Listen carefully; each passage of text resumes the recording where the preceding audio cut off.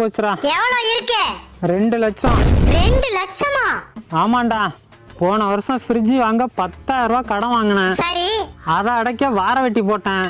அதை வாரம் அடைக்க முடியாம 20,000 ரூபாய் கடன் வாங்கினேன். இப்போ 3 கடன் ஆகி போச்சு.